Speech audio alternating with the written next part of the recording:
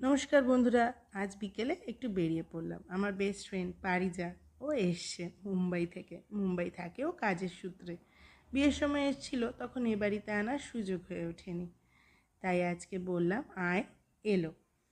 তারপর দুজনে মিলে একটু ঘুরতে বেরিয়ে পড়লাম। মেঘ করেছিল, কিন্তু স্প্ল্যানেড পৌঁছতে পৌঁছতে বৃষ্টিও শুরু হয়ে গেছিলো। আমরা দুজন সেই ছোটোবেলায় নার্সারি সময়কার থেকে বন্ধু। বাপের বাড়ি থাকতে ও কাজে যখন ছুটিতে আসতো তখনই দুজনে মিলে ঘুরতাম, করতাম। এখন শ্বশুর বাড়িতে তাও থামেনি আমাদের ঘোরা।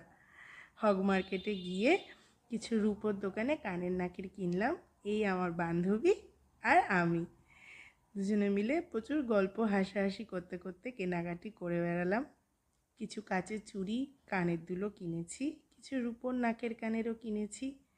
তারপর রওনা দিলাম একটা দোকানের উদ্দেশ্যে। দোকানটার সন্ধান আমরা ইনস্টাতেই পেয়েছি, সানশাইন। ও বলল চল একটু ঘুরে আসি। গেলাম, দেখলাম সত্যি কালেকশন ভালো।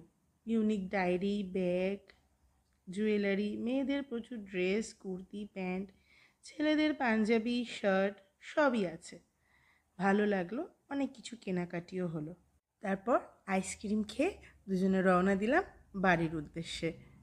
হাসাহাসি করতে করতে কোথায় যেন বিকেলটা কেটে গেল। আজকের মতো ব্লগ এখানেই, দেখা হবে নেক্সট ব্লগে। টাটা।